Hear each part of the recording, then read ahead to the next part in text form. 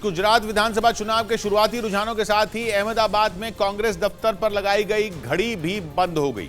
इस डिजिटल घड़ी को ठीक एक महीने पहले कांग्रेस के वरिष्ठ नेता पी चिदंबरम ने लगाया था और उस पर चुनाव नतीजों की तारीख यानी 8 दिसंबर का काउंटडाउन सेट किया गया था। कांग्रेस ने इस डिजिटल घड़ी को परिवर्तन का समय नाम दिया था। साथ ही यह दावा भी किया था कि 8 दिसंबर को चुनाव परिणाम आते ही गुजरात की सत्ता में परिवर्तन हो जाएगा। हालांकि कांग्रेस के सारे दावे धरे के धरे रह गए और उसे इस चुनाव में पिछली बार के मुकाबले बहुत कम सीटें मिली। इस हार के साथ ही अहमदाबाद में कांग्रेस दफ्तर के बाहर लगाई गई घड़ी भी बंद हो गई। कांग्रेस का टाइम ओवर हो चुका है, परिवर्तन जो है वो देखा नहीं गया है। कांग्रेस ने राजस्थान विधानसभा चुनाव के वक्त भी ऐसी ही घड़ी लगाई थी और वहां उसे जीत भी मिली थी।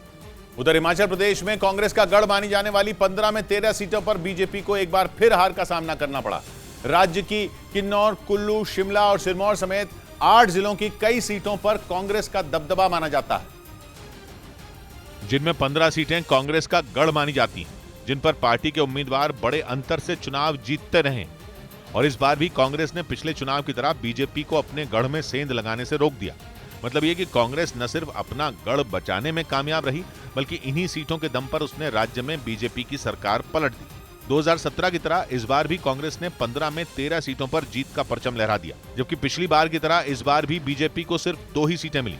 माना जा रहा है कि कांग्रेस की जीत के पीछे एक बड़ा कारण इन विधानसभा सीटों के तहत आने वाले अनुसूचित जाति और जनजाति के मतदाता हैं, जिन्हें कांग्रेस का वोट बैंक कहा जाता है। हालांकि चुनाव से पहले ये अटकलें लगाई जा रही थीं कि इस बार कांग्रेस के किले में बीजेपी सेंध लगा देगी, लेकिन कांग्रेस ने न सिर्फ अपनी सीटें बचाई बल्कि बीजेपी को उन सीटों पर नुकसान पहुंचाकर अपनी जीत पक्की कर ली। इधर उत्तर प्रदेश के मैनपुरी लोकसभा उपचुनाव में समाजवादी पार्टी अपना किला बचाने में कामयाब रही। इस सीट से पार्टी अध्यक्ष अखिलेश यादव की पत्नी डिंपल यादव बहुत बड़े अंतर से जीत गई। मैनपुरी लोकसभा सीट 10 अक्टूबर को मुलायम सिंह यादव के निधन के बाद खाली हुई थी और इस सीट पर समाजवादी पार्टी की साख दांव पर थी, क्योंकि 1996 में पहली बार मुलायम सिंह यादव ने मैनपुरी लोकसभा सीट से चुनाव लड़ा था और उसके बाद से इस लोकसभा सीट से समाजवादी पार्टी कभी नहीं हारी। ऐसे में पार्टी की तरफ से मुलायम सिंह यादव की बहू डिंपल यादव को चुनावी मैदान में उतारा गया। पूरा परिवार उनकी जीत के लिए चुनाव प्रचार में जुट गया, जिसका नतीजा ये हुआ कि मैनपुरी लोकसभा सीट पर डिंपल यादव ने रिकॉर्ड जीत दर्ज की।